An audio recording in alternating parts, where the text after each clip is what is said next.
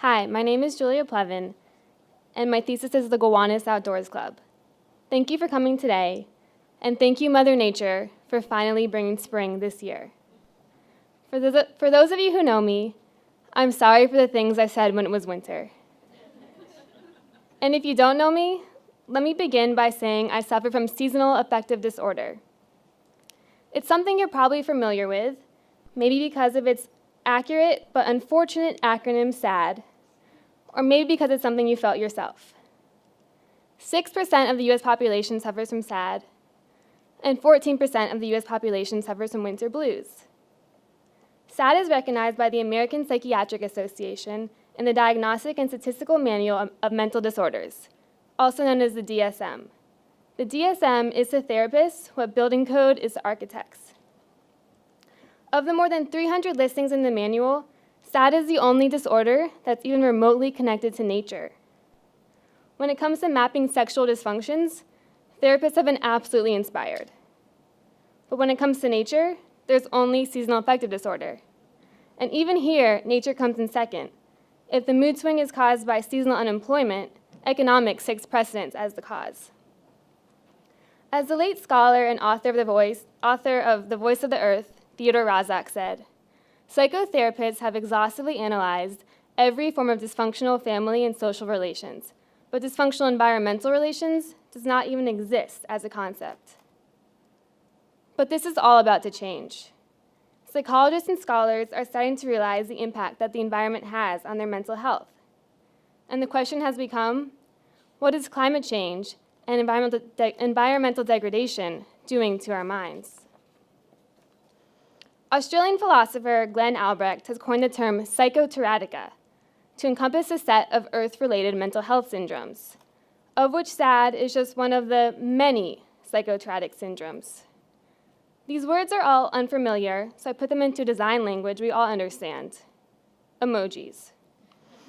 For example, nature deficit disorder, the negative consequences of the divorce between human and habitat; solastalgia, with a sense of loss or nostalgia for your home when it's under immediate assault; and generational environmental amnesia, which is that each generation thinks the nature they grow up with is normal, but actually it's being degraded over time. I then made my own set of icons. And when I started talking to people about psychoterratic diseases as part of my primary research, the sentiment clearly resonated, but no one has heard of any of these terms.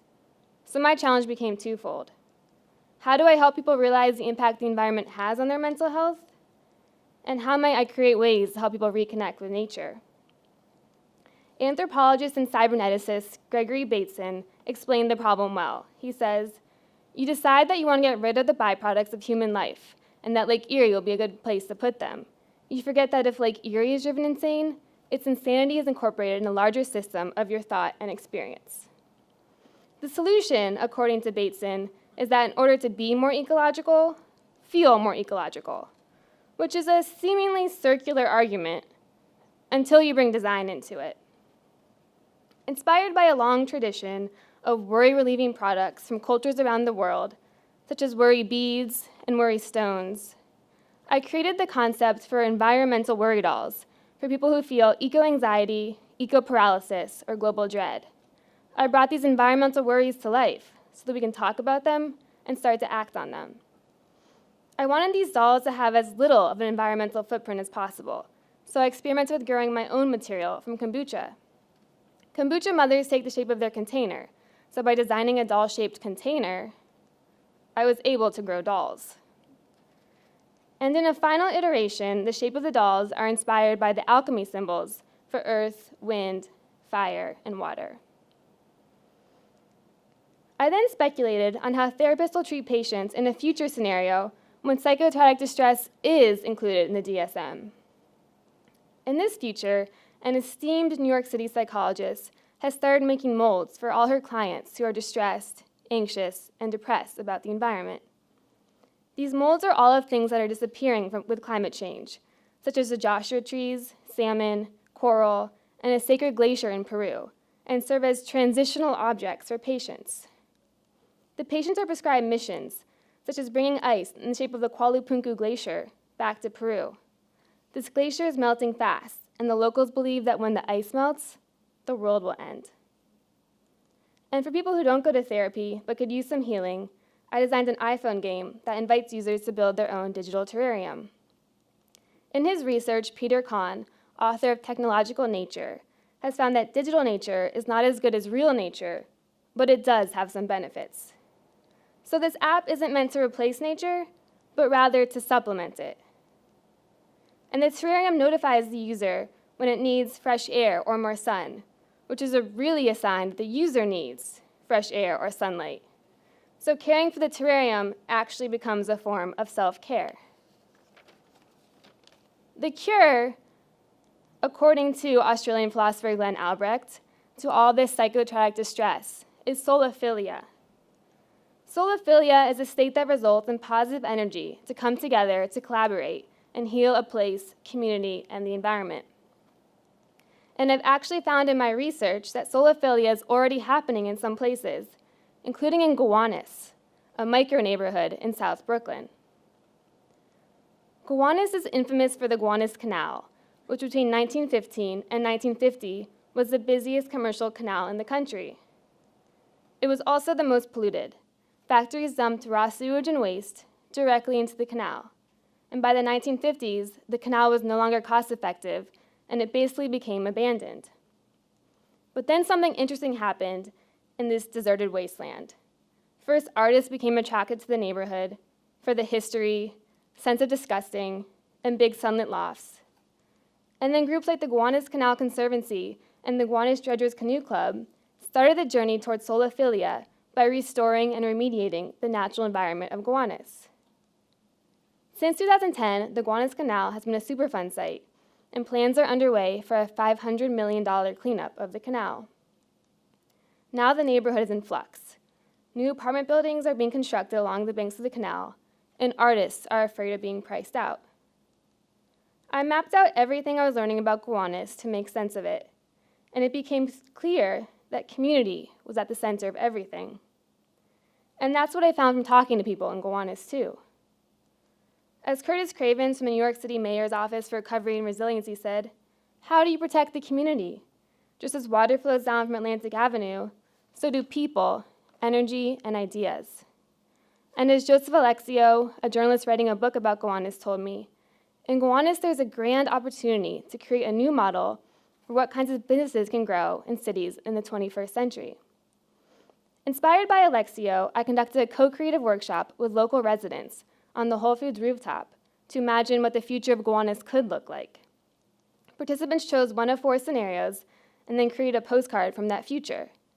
They then created an object that would allow them to connect with nature in that future. And most of the participants imagined a really ecologically conscious future for Gowanus.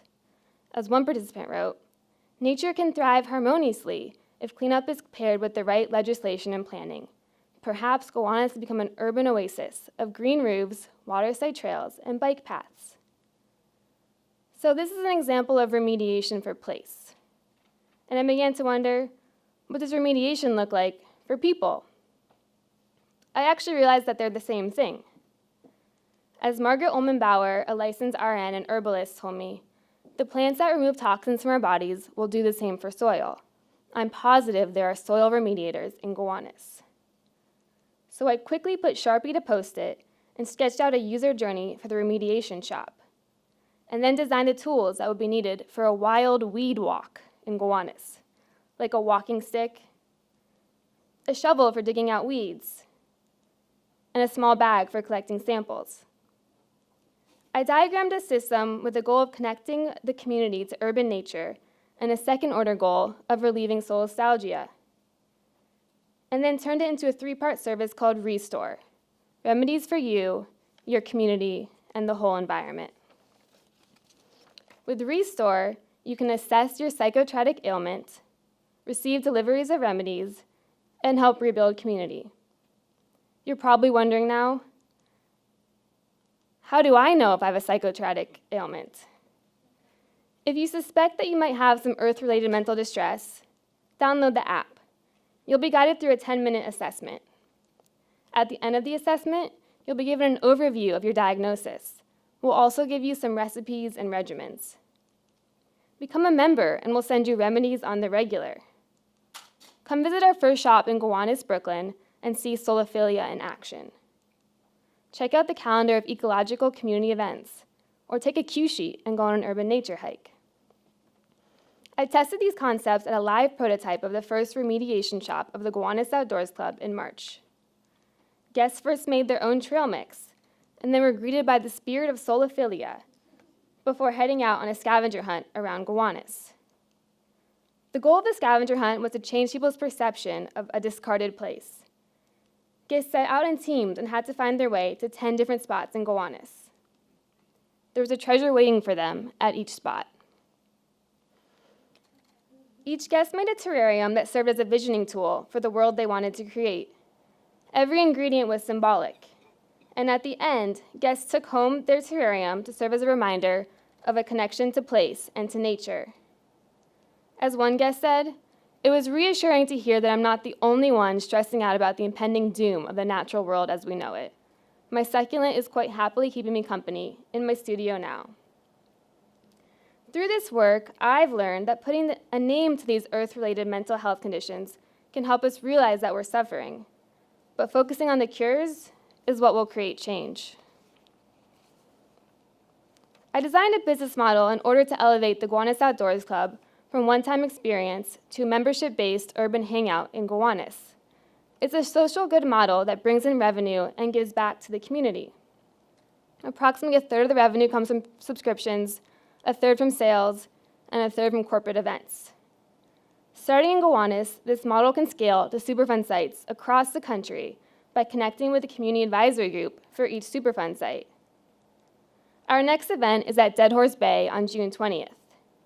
If you'd like to join, the website gowanusoutdoors.club is live as of this morning, and you can sign up for information on upcoming events. I hope to see you all there. Thank you.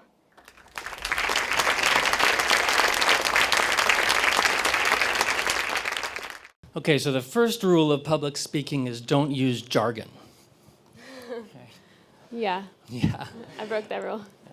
I love the jargon. But I think we have to start this off with a bang, and I would like you to lead this audience through a little bit of practice so that they can say things like, "Oh yeah, I was at the Products of Design thesis presentations today, and they were talking about psychoterratic distress, soliphilia, like all that, no biggie." So can we repeat some of these words so people can practice them up? Okay, psychoterratic. Psychoterratic. And there's a bunch of those, including solastalgia, generational environmental amnesia, and nature deficit disorder. Okay, so that one we can remember, right? So nature deficit disorder, and what's the first one? Soliphilia?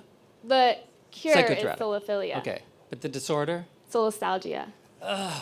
Okay, we're going to have to come back to it. So there was an article in The Atlantic, the City Lab, on micro breaks recently.